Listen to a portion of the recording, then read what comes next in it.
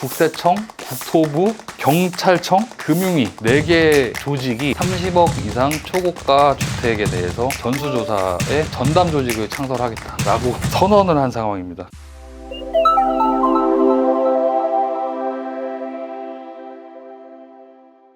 박사 안녕하세요. 안녕하십니까. 이번 9월 7일 부동산 정책이 발표됐더라고요. 근데 그 내용 보니까 30억 이상 초고가 거래는 전수 검증을 하겠다고 하더라고요. 맞아요. 무섭습니다. 왜 이런 대책이 나온 걸까요?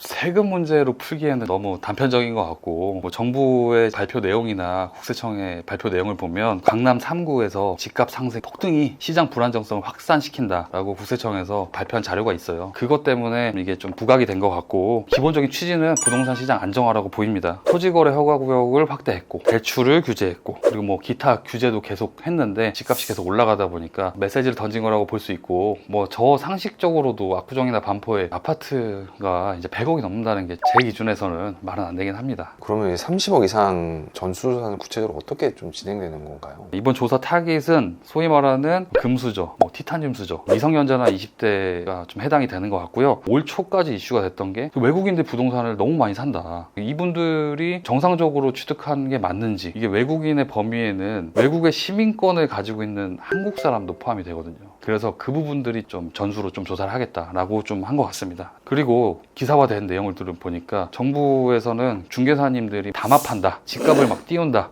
거래 계약을 하고 취소를 해버린다, 이런 이상 거래들이 좀 있다고 판단을 해서 국세청, 국토부, 경찰청, 금융위 4개 조직이 30억 이상 초고가 주택에 대해서 전수조사에 전담 조직을 창설하겠다라고 선언을 한 상황입니다. 그냥 30억 이상 거래는 전부 다 그냥 전수로 다 보겠다, 이렇게 생각하시면 좋을 것 같습니다. 이게 실제 시장에 좀 어느 정도 영향을 줄까요? 정부가 딱 발표하고 나서 강남 3구 거래량이 줄긴 했어요. 근데 이게 그 대출 규제랑 맞물려 있거든요. 대출 규제를 6억으로 해놓고 이 발표를 했기 때문에 이게 대출 규제 때문인지 전수조사한다는 이런 내용들 때문인지는 아직은 확실하지 않아요. 그렇지만 제가 이제 부동산을 상담도 많이 하고 양도세도 많이 상담하고 하다 보니까 주요 지역에서는 신고가 거래는 계속 나오는 것 같아요. 양도세는 매매 계약서를 작성하고 잔금까지 치르시고 2개월 뒤에 양도세 신고하러 오시거든요. 그 2개월 전 계약서를 보면 이미 해당 아파트의 최고가 거래보다 더 갱신된 금액으로 이제 가지고 오세요. 그렇기 때문에 신고가 거래는 계속 나온다고 생각이 들고, 당장 좀 집값이 꺾이는 거는 개인적으로 물음표가 있다고 생각합니다. 그럼 이제 30억 이상 주택 보유자는 어떤 걸 좀 조심해야 될까요? 현행 정부에서 지금 발표한 내용에 따르면 30억 초과의 주택을 초고가 주택으로 딱 정의를 해놨기 때문에 이게 의미가 있다고 좀 생각을 했고요. 이제 그 기준을 좀 넘는 순간에 조사의 대상으로 삼겠다, 강력한 제재를 하겠다, 철저한 검증을 하겠다, 이렇게 생각하시면 되고, 핵심은 자금 출처 조사일 거예요.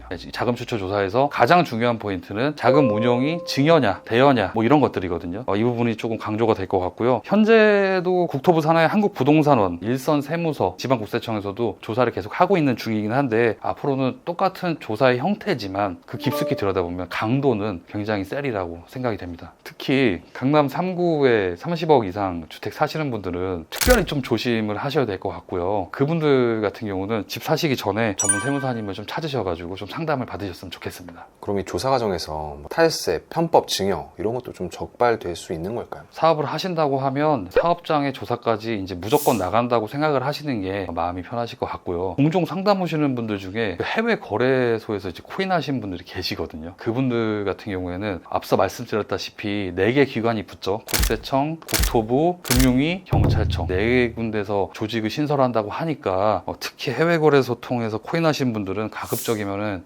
앞으로 부동산 사지 마세요. 안 사셔야 됩니다. 이번 대책이 단발성일까요? 아니면 추가 대책이 또 나올까요? 뉴스에서 제가 보면서 소름이 돋았던 장면이긴 한데, 현 대통령께서 기자 간담회를 열어놓고 어떤 한 기자가 질문을 했어요. 부동산 정책은 어떻게 진행하실 겁니까? 현행 지금 집값이 계속 오르고 있습니다 라고 했더니 대통령이 뭐라고 대답했냐면, 앞으로 지금 쓸 부동산 정책이 너무 많습니다. 고강도 대책이 많기 때문에 걱정하지 마세요 라고 딱 짧게 한마디 하고 딱 끝냈거든요. 저는 좀 개인적으로 소름 돋았습니다.